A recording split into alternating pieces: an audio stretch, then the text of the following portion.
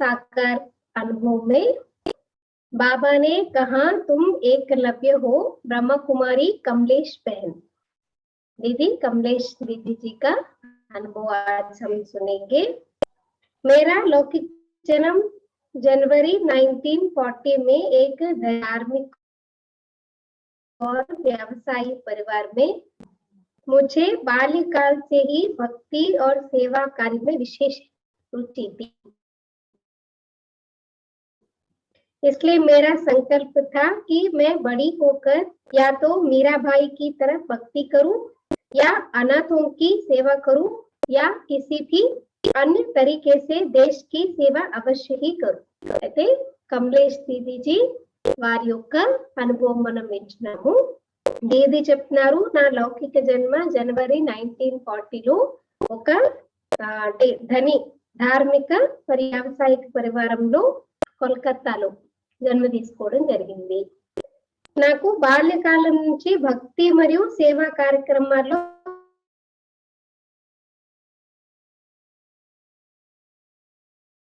విశేషంగా రుచి ఉంది।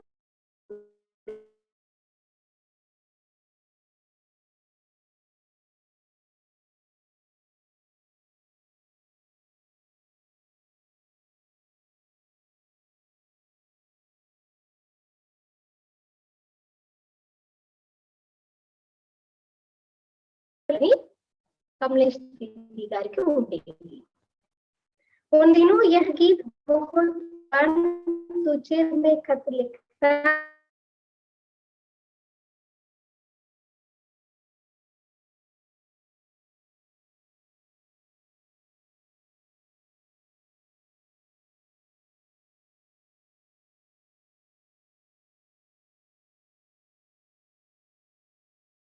అయితే ఆ రోజుల్లో అన్నమాట ఒక పాట చాలా ప్రసిద్ధి చెంది ఉందన్నమాట। उन दिनों यह गीत बहुत लोकप्रिय था। भगवान तुझे मैं खत लिखता पर तेरा पता मालूम नहीं। అంటే ఒక పాట ఏంటంటే, భగవంతుడా నేను నీకు లెటర్ రాస్తాను కానీ నువ్వు ఎక్కడ ఉంటావో మాకు తెలియదు అని చెప్పేసి ఒక పాట చాలా ప్రాచుర్యం చెంది ఉందన్నమాట।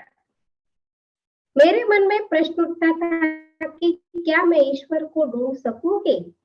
का దీదీకి మనసులో ఎప్పుడు ప్రశ్న ఉండేదన్నమాట, నేను ఈశ్వరుని ఎప్పుడైనా వెతకగలనా। भीतर से आवाज आती थी कि अवश्य पा सकूंगी। इसी आंतरिक प्रेरणा को लेकर मैं ईश्वर की खोज में लगी रही। यह भय था कि कहीं मीरा भाई की तरह वैरागी बनकर यह किसी सत्संग में न मिल जाए, इसलिए 1957 में उन्होंने मेरे हाथ पीले कर दिए। बेड़ियों जैसा कठोर लगा मुझे यह बंधन। 1940 माना जन्म, 1957 माना 17 इयर्स में उनकी शादी करा दी। అయితే భగవంతుని ఎప్పుడైనా నేను వెతకగలను అనుకుంటూ ఉంటే లోపల నుంచి ఒక మాట తనంతటి తనకి వచ్చేదన్నమాట, తప్పకుండా దొరుకుతాడు నీకు భగవంతుడు అని చెప్పేసి। అయితే ఇదే ఆంతరంగిక నుంచి ప్రేరణను తీసుకొని తన ఈశ్వరుడు వెతుకుతూ ఉండేదంట। అయితే వాళ్ళ లౌకిక తండ్రికి ఏంటి, ఈ అమ్మాయి ఎక్కడో మీరాబాయి లాగా ఏ సన్యాసంలోనూ చేరిపోతుందేమో, ఎక్కడైనా కలిసిపోతుందేమో సత్సంగంలో అని చెప్పి భయపడి ఏం చేశారంటే 1957లో అంటే 17 ఇయర్స్ ఏజ్ ఉన్నప్పుడే దీదీకి వివాహం చేసేసారు। అయితే చాలా అన్నమాట బంధనం అంటే కట్టేసినట్టు, బంధనంలో వేసేసినట్టు దీదీకి అనిపించింది। భక్తి की कठोरता से ज्ञान की सत्यता की ओर, భక్తి యొక్క చాలా అన్నమాట కఠినత్వం నుంచి జ్ఞానం యొక్క సత్యత వైపుకి ఎలా వచ్చారు। भक्ति के रस में मगन मेरे मन में तो सारा दिन यही बातें घूमती थी कि ईश्वर क्या है, संसार क्या है। दिन के 6-8 घंटे इन्हीं विचारों में मैं बिता देती थी। जनवरी 1962 में मुझे शिकोहाबाद जाने का सुअवसर प्राप्त हुआ। वहां मेरी लौकिक भाभी जी आई जो ईश्वरीय ज्ञान में 2 वर्ष से चल रही थी। उन्होंने मुझे ईश्वरीय ज्ञान की बातें सुनाई और कहा कि तुम भक्ति मार्ग के कष्ट उठाना छोड़ो, सहज ईश्वरीय ज्ञान मार्ग पर चलो। భక్తి రసంలో నిమగ్నమైపోయినటువంటి నా మనసులో ఎప్పుడు రోజంతా ఏది అంటే అసలు ఈశ్వరుడు ఎవరు, ప్రపంచం అంటే ఏంటి, రోజుకి 6-8 గంటలు ఇవే ఆలోచనలు గడిపేస్తూ ఉండేవారంట. అయితే జనవరి 1962లో తనకి షికోహాబాద్ వెళ్ళే అవసరం ప్రాప్తించింది. అక్కడ తన లౌకిక అంటే వదిన గారు అనమాట, ఆవిడ 2 సంవత్సరాల నుంచి జ్ఞానంలోకి వెళ్తుంది. ఆవిడ కలవడం జరిగింది. ఆవిడ అన్నారనమాట, నువ్వు భక్తి ఇంత కఠినమైన భక్తి చేస్తున్నావు, ఎందుకు చేసినావు వదిలేసి సహజమైన జ్ఞాన మార్గంలోకి రా అని చెప్పేసి. परंतु मुझे भक्ति का साक्षात्कारों का अभिमान था। मैं श्री कृष्ण तथा श्री विष्णु जी की विशेष पूजारी थी. భక్తి వదిలేసి జ్ఞానంలోకి రా అని చెప్తున్నా సరే దీదికి ఏంటంటే విశేషంగా అనమాట భక్తి యొక్క సాక్షాత్కారాల యొక్క నశ ఉండేది, అభిమానం ఉండేది. ఎందుకంటే దీది గారు శ్రీకృష్ణుడు లేదా విష్ణుని చాలా విశేషంగా పూజించేవారు. अन्य देवी देवताओं को भी मानती थी, इसलिए बाबी जी की नेक सलाह को सुनते हुए भी मैंने अनसुना कर दिया. అంటే వేరే దేవి దేవతలందరినీ కూడా పూజించేవారు కాబట్టి దీది అంటే వాళ్ళ ఎవరైతే వదిన గారు ఉన్నారో బాబీజీ, ఆవిడ చెప్పిన మంచి సలహాని కూడా ఏం పట్టించుకోలేదంట, విన్నట్టు వదిలేశారు. రామాయణ సృష్టి थमाने के लिए लिखी थी. एक बार बाबी जी अन्य आत्माओं के समक्ष ईश्वरीय अनुभवों का वर्णन कर रही थी. पास में उपस्थित होने के कारण ना चाहते हुए भी वह वर्णन मेरे कानों में पड़ गया. बाबी जी कह रही थी कि मुझे ब्रह्म कुमारी बहनें ज्ञान सुनने के लिए बुलाने आई तो मैं एक दिन तो सुनने चली गई, पर अगले दिन जादू हो जाने के डर से नहीं गई और बहनें बुलाने आई तो नौकर से कहलवा दिया कि मेम साहब घर में नहीं है. बाबी ने आगे बताया कि मैं रामायण की पक्की भक्ति थी. रात को जब सोई तो स्वप्न आया कि तुलसीदास जी बगीचे में बैठे हैं. అయితే ఒకసారి ఏమైందంట, తన వదిన గారు వేరే ఆత్మల సమక్షంలో ఈశ్వరి అనుభవాలను వర్ణిస్తూ ఉంటే అక్కడే ఉన్న కారణంగా తను అనుకోకుండానే వినడం జరిగింది. అయితే తను చెప్పిన కారణంగా బ్రహ్మకుమారి అక్కయ్యలు జ్ఞానం వినిపిస్తారు అని అంటే ఒకసారి తీసుకెళ్తే ఒక రోజు వెళ్ళారంట. ఒక రోజు వెళ్ళి జ్ఞానం విన్నారు, కానీ తర్వాత రోజు మళ్ళీ ఎక్కడ మాయ మంత్రం అంటే అప్పట్లో ఉండేది కదా జాదూ చేసేస్తారని, ఎక్కడ నా పైన జాదూ చేసేస్తారు అని చెప్పి భయపడి వెళ్ళడం మానేశారు. ఇంకా తర్వాత రోజు అక్కయ్యలు వచ్చి అడిగితే కూడా ఏం చెప్పారంట, లేరు, ఇంట్లో లేరు, ఆవిడ బయటకి వెళ్ళారని చెప్పేసి అబద్ధం చెప్పించారంట పని వాళ్ళకు. అయితే తను ఎక్స్పీరియన్స్ చెప్తున్నారు కదా వాళ్ళ వదిన గారు, ఆ ఎక్స్పీరియన్స్ ఏం చెప్తారంటే రామాయణం యొక్క పక్క భక్తి అనేది చాలా చేసేవారు అనమాట. అయితే రాత్రి ఎప్పుడైతే నేను పడుకున్నానో అప్పుడు స్వప్నంలోకి తులసీదాస్ తన పూల తోటలోకి ఒక పూల తోటలో కనిపించారంట. मैंने उनके पास जाकर पूछा कि बाबा आपकी लिखी रामायण सच्ची है या सफेद वस्त्रधारी बहनें सच्ची है. उन्होंने उत्तर दिया, रामायण तो मैंने सृष्टि को थमाने के लिए लिखी थी, ये बहनें शिव शक्तियां हैं, सत्य ज्ञान सुनाती है, आप इन्हें सुनो. वो होने पर मैं सेवा केंद्र गई और बहनों से अपने संशय के लिए माफी मांगी, फिर ज्ञान सुना और अब ज्ञान से अपूर्व सुख शांति का अनुभव कर रही थी. बाबी जी का ये अनुभव सुनकर मैं बहुत प्रभावित हुई और ज्ञान की तरफ आकर्षित भी हुई, परंतु परमात्मा पिता पर पूर्ण निश्चय मुझे कुछ और व्यक्तिगत अनुभवों के आधार पर ही हुआ. అయితే దీది గారిని వాళ్ళు పిలిస్తే ఒకసారి వెళ్ళే తర్వాత రోజు వెళ్ళలేదు కదా. అయితే తను అనుభవాలు వింటూ ఉంది కదా, వేరే వాళ్ళతో వాళ్ళ వదిన గారి అనుభవం చెప్తూ ఉంటే వింటూ ఉన్నారు కదా. అయితే వదిన గారి అనుభవం ఏంటంటే వదిన గారికి చాలా అన్నమాట రామాయణం అంటే చాలా విపరీతమైన భక్తి, రోజు రామాయణం చదివేవారట. అయితే ఒకసారి ఏమైంది, స్వప్నంలో పడుకున్నప్పుడు రామాయణం తులసీదాస్ రాశారని చెప్తారు కదా, సో తులసీదాస్ గారు ఒక పూల తోటలో వచ్చి కూర్చున్నట్టు కనిపించిందంట. తిని వెళ్ళి అడిగిందంట, మీరు రాసినటువంటి రామాయణము కరెక్టా, లేకపోతే ఇక్కడ తెల్ల బట్టలు వేసుకున్నటువంటి అక్కయ్యలు చెప్తున్నారు అది కరెక్టా అని. అయితే తులసీదాస్ ఏం చెప్పారంట, రామాయణాన్ని నేను సృష్టిని కాపాడడానికి అంటే మంచి వైపుకు తీసుకువెళ్ళడానికి నేను రాశాను, కానీ వీరు శివశక్తులు వీరు చెప్పిన జ్ఞానమే సత్యమైంది, వీరు చెప్పింది విను అని చెప్పేసి. ఆ తర్వాత ఉదయం అవుతూనే నేను సేవా కేంద్రానికి వెళ్ళాను. అక్కలతో సంశయం ఏదైతే వచ్చిందో దాని గురించి నేను సారీ చెప్పడం జరిగింది. తర్వాత జ్ఞానం విన్నాను. ఇప్పుడు నాకు జ్ఞానంతో అపారమైన సుఖము శాంతి అనుభవం అవుతుంది అని చెప్పేసి వాళ్ళ వదిన గారు చెప్పారు. అయితే ఇది చెప్పినా కొంచెం ఆకర్షితమయ్యారు కమలేష్ దీది. కానీ మళ్ళీ ఆ తర్వాత వేరే వ్యక్తిగత అనుభవాల కారణంగా బాబా దగ్గరికి రావడం జరిగింది. అంటే అప్పుడు అనుకున్నారు బాగుంది వెళ్ళాలి కానీ వెళ్ళలేదు. ज्ञान मुरली का चिंतन। बाबी जी मेरी सच्ची शुभ चिंतक थी। जिस अतीन्द्रिय आनंद के झूले में वह स्वयं झूलती थी, उसमें मुझे भी झूला देना चाहती थी। इसलिए एक दिन बड़ी युक्ति से उसने ज्ञान मुरली मेरे सिरहाने रख दी। मैंने उसे आदि से लेकर अंत तक पढ़ा। అయితే వీళ్ళ వదిన గారు అనమాట, చాలా శుభ చింతకురాలన్నమాట కమలేష్ దీది అంటే. అందుకని ఏం చేశారు, ఏ అతింది ఆనందం ఎక్కువ ఇయ్యాలో తను ఉండేదు, దాన్ని తిను కూడా అనుభవం చేయాలని చెప్పేసి ఒకరోజు ఏం చేశారు, జ్ఞానం యొక్క మురళి, బాబా మురళి తన తల దగ్గర పెట్టేసి వెళ్ళిపోయారంట. అయితే కమలేష్ దీది గారు ఫస్ట్ నుంచి లాస్ట్ వరకు పూర్తిగా మురళిని చదివారు. मैंने उसे आदि से लेकर अंत तक पढ़ा। ज्ञान मुरली के प्रारंभ में लिखा था, शिव भगवान वाचे। इस मीठे प्यारे शब्द ने रूहानी जादू का काम किया। मेरे शांत हृदय सागर में विचारों की लहरें उठने लगी कि क्या ये महावाक्य सचमुच भगवान द्वारा बोले गए हैं? क्या भगवान धरती पर अवतरित हो चुके हैं? क्या इन महावाक्यों में कोई नया समझने योग्य राज समाया हुआ है?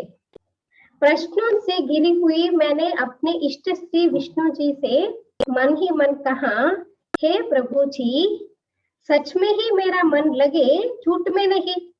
इसके बाद स्वप्न में श्री कृष्ण जी ने मुझे यह कहकर निश्चिंत कर दिया कि सत्य में ही तुम्हारा मन लगेगा, झूठ में नहीं। అయితే మురళి పెట్టారు కదా, మురళి అంతా చదివిన తర్వాత అందులో మురళి స్టార్టింగ్ మెయిన్ హెడ్డింగ్ లో శివ భగవాన్ వాచ అన్నటువంటి మాటలు ఉన్నాయి. ఆ ప్రియమైనటువంటి వర్డ్స్ చదువుతూనే ఒక జాదులాగా పనిచేసాయంట.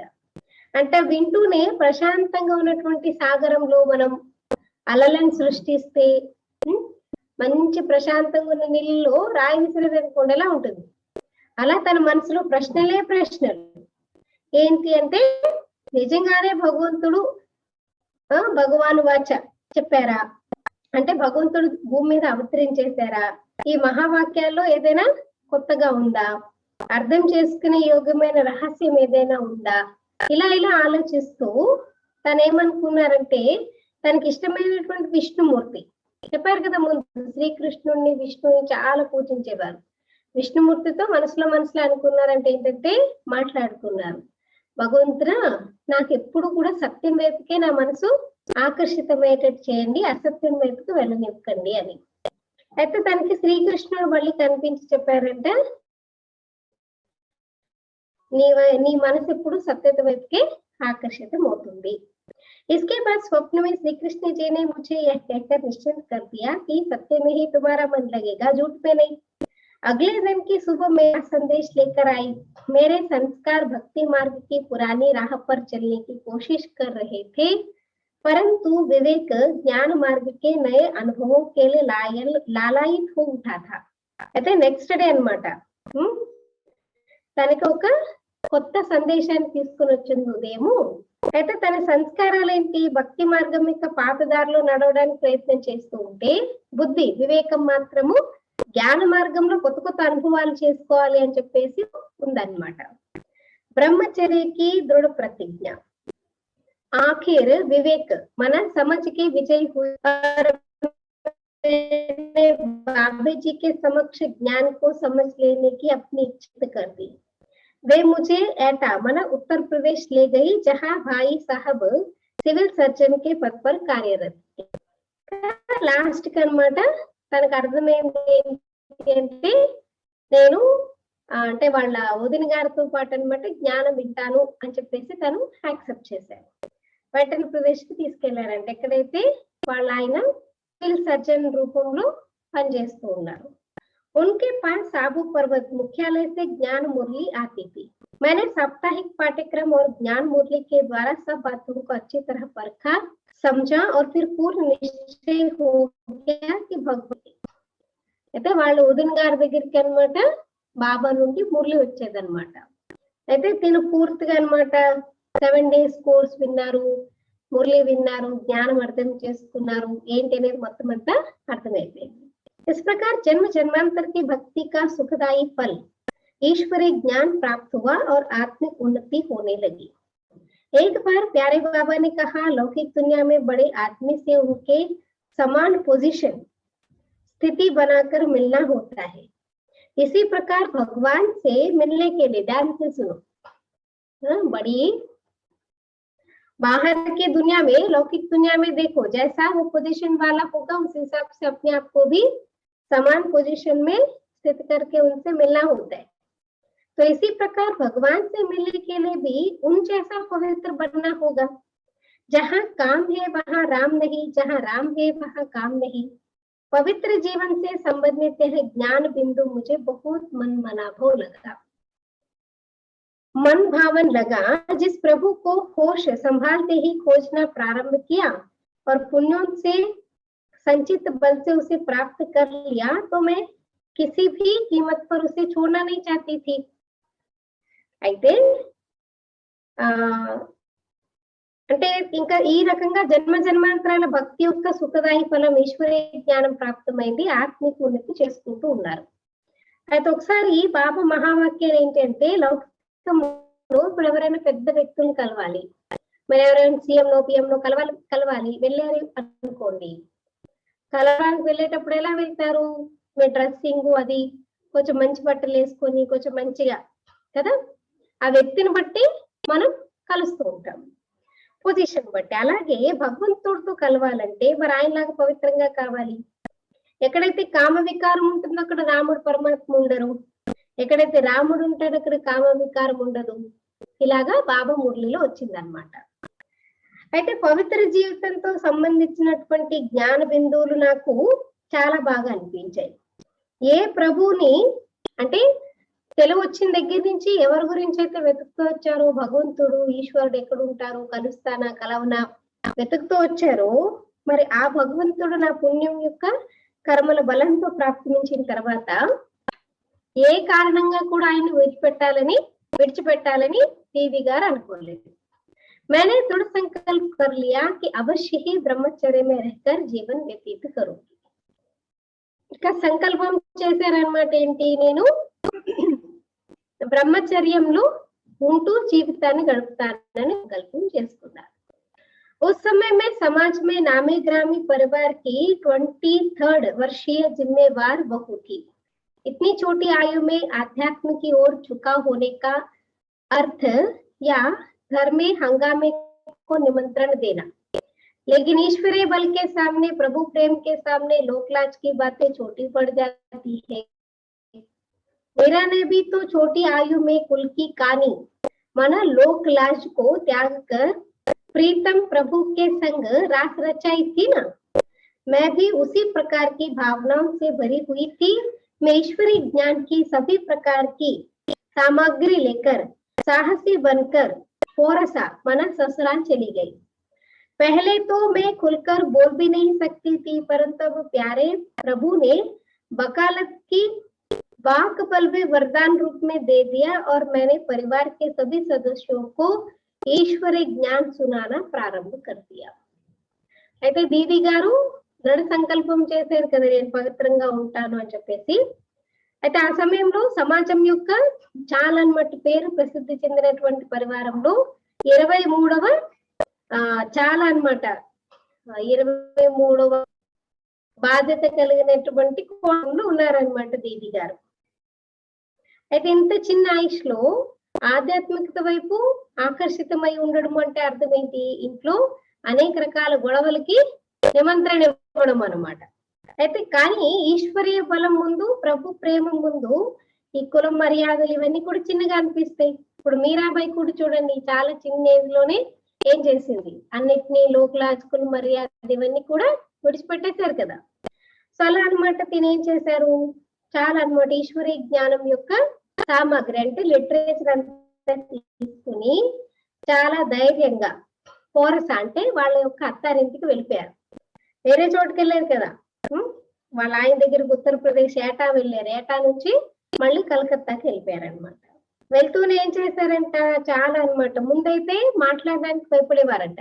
తర్వాత ఎంత వాక్చాతుర్యం వచ్చింది, వాక్ శక్తి వచ్చింది అంటే వాళ్ళందరికీ కూర్చోబెట్టి ఈశ్వరీ జ్ఞానం ఇవ్వడం ఇంట్లో స్టార్ట్ చేశారు. विरोध और परीक्षाएं प्रारंभ के 3-4 मास तक मुझे सभी का बहुत सहयोग मिला, परंतु पवित्रता तथा अन्य नियमों के बारे में जानकारी मिलने पर सभी विरोधी बन गए. స్టార్టింగ్ లో 3-4 మంత్స్ వరకు అందరి సహయోగం దొరికిందంట.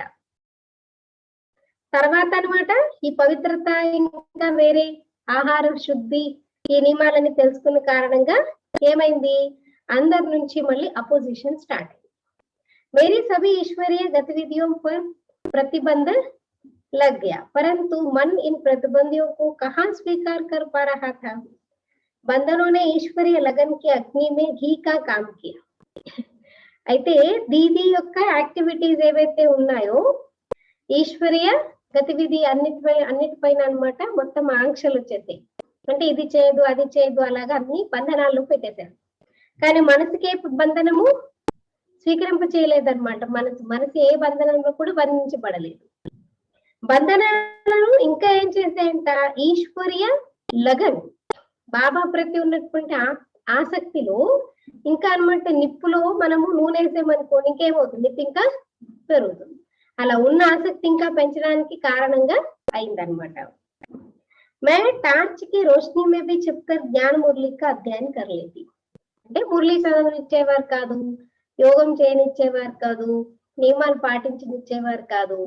అయినా సరే రాత్రి ఏం చేసేవారంట, టార్చ్ లైట్ ప్రకాశంలో దాక్కుని మురళిని చదువుకుంటూ ఉండేవారట.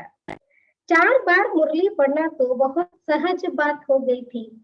मुरली की एक बात जीवन में उतरने लगी. योग का चार्ट भी 4 घंटे तक पहुंच जाता था.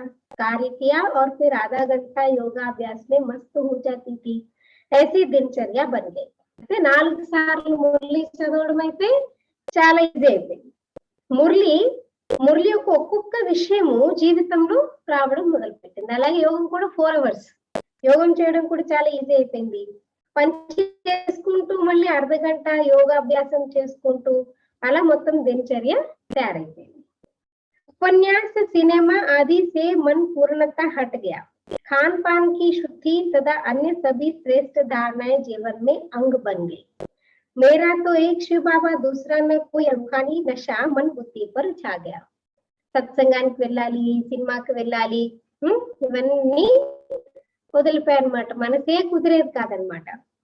ఇంకా ఏంటి, ఆహార పానీయాల శుద్ధత వేరే అన్ని శ్రేష్ఠ ధారణలు జీవితంలో ఒక అంగంగా తయారైపోయాయి. నాకు ఒక్క శివబాబా తప్ప ఇంకెవరూ లేరు, ఇదే ఆత్మిక నశ మనస్సు బుద్ధిలో ఎప్పుడు కూడా ఉండేదన్నమాట. सभी के सो जाने पर मैं रात्रि जागरण करके भी ज्ञान योग का दिव्य रसापान करती थी. कभी नींद आने लगती तो आंखों में कुछ लगा कर भी सफलता पूर्वक जागरण कर लेती थी. देखो कितना, इसलिए बाबा बंधन वालों को याद करते ना. बंधन वाले क्या है, सारा दिन काम करके भी फिर रात भर भी बाबा इसलिए बोलते ना, दिन में अगर टाइम नहीं मिलता रात में उठ करके योगाभ्यास करो. ऐसा సో రోజు అన్నమాట అందరూ పడుకున్న తర్వాత ఏం చేసేవారంట, జ్ఞాన యోగాల యొక్క అభ్యాసం చేసేవారంట. ఒకవేళ నిద్ర వచ్చేస్తున్నా సరే ఏదో ఒకటి చేసి నిద్ర రాకుండా నిద్రపోకుండా సఫలతాపూర్వకంగా జ్ఞాన యోగాలు చేసుకునేవారంట. मन में उठने वाले सभी प्रश्नों का उत्तर योगाभ्यास के दौरान प्यारे शिव बाबा से प्राप्त हो जाता था. अनेक प्रकार के दिव्य साक्षात्कार भी हुए जिनमें मैंने महाभाई विनाश का दृश्य भी देखा, तो आने वाले सत्युगी सृष्टि का भी. ఏ ప్రశ్నలు వచ్చినా అన్నిటికీ ఆన్సర్లు సాక్షాత్కారాల ద్వారా కనిపించేవంట. అందులో చాలా సాక్షాత్కారాలు జరిగాయంట దీదీకి. అమృత వేళ యోగాభ్యాసంలో మహాభారత యుద్ధం ఎలా జరుగుతుంది అది సాక్షాత్కారం అయింది. తర్వాత కొత్త సృష్టి, సత్యుగ సృష్టి ఎలా స్థాపన అవుతుంది అది సాక్షాత్కారం అయింది. प्यारे शिव बाबा के साथ सर्व संबंधों के अतीन्द्रिय सुख में आत्मा रमण करने लगी। మరి ప్రియమైన శివబాబాతో పాటు సర్వ సంబంధాల యొక్క అతీంద్రియ సుఖంలో ఆత్మ తిరుగుతూ ఉండడం మొదలుపెట్టింది. అందరికీ బేహద్ ఖుషి హసీ బన్కర్ చహరే పర్ నాచనే లగి. లోపల ఉన్నటువంటి ఆనందమైనటువంటి సంతోషము అంటే చిరునవ్వు రూపంలో అన్నమాట ముఖం మీద కనిపిస్తూ ఉండేది. समय और स्थान की हदों को सहज ही लांघकर आत्मा निर्बंधन पक्षी की तरह तीनों लोकों की सैर करने लगी। विघ्नों ने जितनी ज्यादा दीवारें खड़ी करने की कोशिश की, मन ने उतना ही ज्यादा ऊंचा उड़ना सीख लिया और उनको पार करने में सफल होता गया. అంటే సమయము స్థానం యొక్క హద్దులన్నిటినీ సహజంగానే దాటుకుంటూ ఆత్మ పక్షి ఎగురుకుంటూ నిర్బంధనంగా అయిపోయి మూడు కాలాల యొక్క తయారు చేయడం అనేది మొదలుపెట్టింది. అంటే విఘ్నాలు ఎంత ఎక్కువగా పెద్ద పెద్ద గోడలు కట్టేస్తూ ఉంటే ఆ గోడలు దాటుకుంటూ ఎగిరేంత బలం దానికి అన్నమాట ఎలా ఎగురుకుంటూ వెళ్ళాలి అనేది కూడా నేర్చుకున్నారు. गोपी वल्लभ शिव की सच्ची गोपिका मुझ आत्मा के सामने हर समस्या माखन से बाल निकलने जैसे जादुई सरलता से हल होने लगी. చెప్తారు గోపీ వల్లభుడి యొక్క గోపికలు ఎలా వెన్నలోంచి వెంట్రుక తీసినట్టు అనమాట. అంత ఈజీగా అన్ని చాలా ఈజీగా సింపుల్ గా అయిపోయివంటారు. धर्म का पथ इतना अडिग हो गया कि बड़ी बड़ी धमकियां भी उसे डोलायमान ना कर सकी. इतना होते हुए भी मैंने अपने कर्तव्य में कभी लापरवाही नहीं की. परिवार के हर सदस्य की सेवा में खरी उतरती रही. मेरी इस कर्तव्य परायणता ने विरोधियों के बीच में भी अनेकों को मेरा सहयोगी बनाए रखा. मेरे मुख पर एक ही मंत्र रहता था, जिसका साथी है भगवान, उसको क्या रोकेंगे माया के आंधी और तूफान. एक गीत के ये बोल, निर्बल से लड़ाई बलवान की, यह कहानी है दिए की और तूफान की. ये भी मुझे बहुत प्रेरणा देते थे. అయితే ఎంత అన్నమాట పరిస్థితులు ఎంత విరోధంగా ఎంత ఉన్నా సరే మళ్ళీ ఇంట్లో అందరినీ చూసుకోవడము కర్తవ్యం ఏదైతే ఉందో తన కర్తవ్యం తను కరెక్ట్ గా నిర్వర్తించేవారు. ఈ కారణంగా ఎంతమంది విరోధించినా మళ్ళీ అందులో కూడా ఎంతో మంది తనకి సపోర్ట్ చేసే వాళ్ళగా కూడా తయారైపోయారు. అంటే ఎప్పుడు అన్నమాట తనకు ఉండేది ఎవరి తోడైతే భగవంతుడు ఉంటాడు వాళ్ళని మాయా తుఫాను ఏమాపుతాయి. అలాగే ఇంకొకటి ఉంటుంది కదా, అంటే ఈ కథ అంతా ఏంటి, దీపానిది మరియు तूफानदी అని చెప్పేసి. बाबा के प्रेम भरे पत्रों का सहारा, मैं आंसुओं और रक्त में लिखनी डुबोकर प्यारे बाबा को पत्र लिखती थी. 1 या 2 सप्ताह के अंदर ही बाबा का प्रेरणा और शिक्षाओं से भरा पत्रोत्तर मिल जाता. डाक पर प्रतिबंध होने के कारण ब्रह्म कुमारी बहनें ही मेरे लिए संदेश वाहक थी. అయితే దీది గారు ఏం చేసేవారంట, ఏడుస్తూ లేకపోతే రక్తంతో బాబాకి లెటర్స్ రాసేవారంట. అయితే దానికి రిటర్న్ లో ఒక 1 వీక్ లేదా 2 వీక్స్ లలోనే బాబా నుంచి మళ్ళీ దానికి ఆన్సర్స్ ప్రేరణలు బాబా ద్వారా లెటర్ రూపంలో వచ్చేవంట. అయితే పోస్ట్ కూడా తీసుకోవద్దు, దానికి కూడా అన్నమాట రెస్ట్రిక్షన్ కారణంగా బ్రహ్మకుమారి అక్కలు ఏం చేసేవారంట, దానికి సందేశ వాహకులుగా అయి వచ్చేవారంట. मेरी उत्सुक और चात्रक निगाहें प्रभु के प्रेम पत्रों का बेसब्री से इंतजार करती थी. चारों ओर फैले अज्ञानता के गहन तिमिर में ये पत्र मानो प्रकाश स्तंभ थे. तिमिर में ये पत्र मानो प्रकाश स्तंभ थे. विघ्नों और बाधाओं की ऊंची ऊंची प्रचंड लहरों से गिरी जीवन नैया के लिए बाबा ही पतवार थे. बाबा लिखते थे, बच्ची तुम विजयी रतन हो. अंतर मन में हिम्मत का ज्वार उठने लगता था. ఈ ఉత్సాహము బాబా లెటర్స్ గురించి అన్నమాట చాలా అంటే వ్యాకులతతో అన్నమాట చూస్తూ ఉండేవారు అన్నమాట, ఎప్పుడు వస్తుంది అని చెప్పేసి. నలువైపులా వ్యాపించినటువంటి అజ్ఞానత దాంట్లో అన్నమాట ఈ లెటర్స్ అన్ని కూడా ఎలా ఉండేవంట, ఒక ప్రకాశం లాగా కనిపించేవంట. అయితే విఘ్నాలు, బంధనాలు, ఉన్నతాతున్నతమైనటువంటి ఎన్ని అలలు వచ్చినా సరే జీవితమైనటువంటి నావ బాబా చేతిలో ఉండేది. బాబా రాసేవారనమాట, పిల్లను అంటే అమ్మాయి నువ్వు విజయరత్నానివి అని చెప్పేసి. అంటే ఇలాంటి శబ్దాలు అంతర్మనులు ధైర్యాన్ని తీసుకొస్తూ ఉండేవన్నమాట. एक बार बाबा ने लिखा, बच्ची तुम एकलव्य हो, अर्जुन गुरु के पास रहता था और एकलव्य दूर रहकर सीखता था, पर एकलव्य अर्जुन से आगे गया, तुम भी ऐसे ही हो ना. చూడండి బాబా లెటర్ రైటింగ్ ఎలా ఉండేది చూడండి, ఎంత ధైర్యం ముప్పించే విధంగా ఉండేదంటే, ఒకసారి లెటర్ రాశారంట బాబా.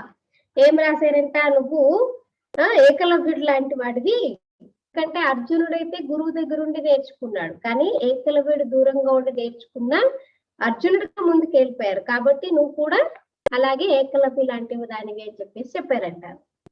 पत्र के इन शब्दों में छिपी शक्तिशाली प्रेरणा, धैर्य और हिम्मत ने मुझे उड़ने के पंख दे दिए. ఆ లెటర్ లో ఉన్న శబ్దాల్లో దాగబడినటువంటి శక్తిశాలి ప్రేరణ, ధైర్యము, ఇదంతా అన్నమాట ఉత్సాహము దీదీకి ఎగరడానికి రెక్కలిచ్చినట్టు అయిపోయిందంట. एक बार मेरे दिल के सहारे पत्रों को तथा झाड़ और त्रिमूर्ति के चित्रों को जला दिया गया. ఒకసారి ఏమైంది తెలిసిపోయింది అనమాట ఇంట్లో. అయితే బాబా దగ్గర నుంచి వచ్చినటువంటి లెటర్స్, ఇంట్లో ఉన్నటువంటి మెట్ల చిత్రము, త్రిమూర్తి చిత్రాలు, వీటన్నిటిని కాల్ చేశారంట. कटे पंख वाले पंछी की तरह मन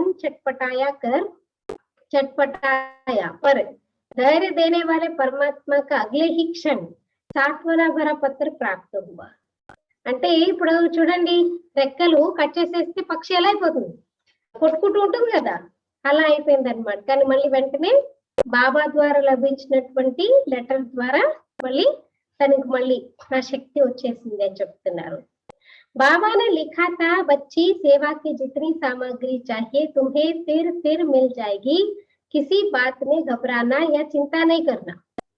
చూడండి బాబా లెటర్లో ఏం రాశారంట, నీకు సేవ చేయడానికి ఏమేం కావాలో సామాగ్రి నీకు మళ్ళీ మళ్ళీ దొరుకుతాయి, ఏ విషయంలోనూ గాబరా పడడం కానీ చింతించడం కానీ చేయకు అని చెప్పేసి.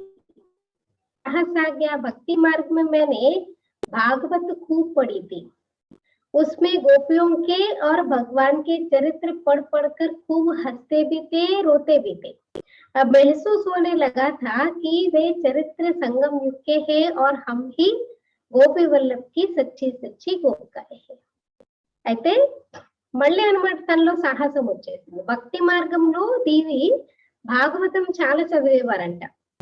చెప్పారు కదా, శ్రీకృష్ణుడు అంటే విష్ణు అంటే చాలా ఇష్టం అని చెప్పేసి భాగవతం ఎక్కువ చదివేవారంట. అందులో గోపికలు మరియు భగవంతుడి చరిత్ర చదివి చాలా అన్నమాట నవ్వేవారు, ఏడ్చేవారంట.